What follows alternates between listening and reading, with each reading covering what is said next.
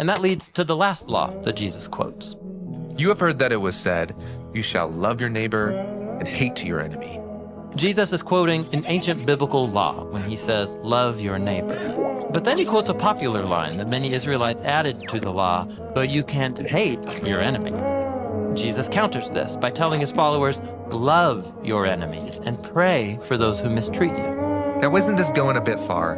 Peace with my enemies is one thing, but loving them? Yes, Jesus seems to think that true peace is only possible when we treat every human as if they have ultimate value, which means that even my enemy is a fellow image of God. But how am I supposed to love someone who hates me? It's hard enough to love the people that love me. And our love for our friends and our family is a good thing. But for Jesus, that is just the starting point. He challenges his followers to share that same love outside our circles of comfort. And he holds up God's indiscriminate, generous love as the model. Jesus says, God causes his sun to rise on the evil and the good, and sends rain on the righteous and the unrighteous.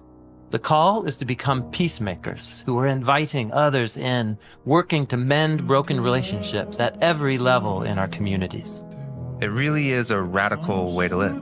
Yes. Jesus calls it becoming complete when he says, be complete just as your heavenly Father is complete.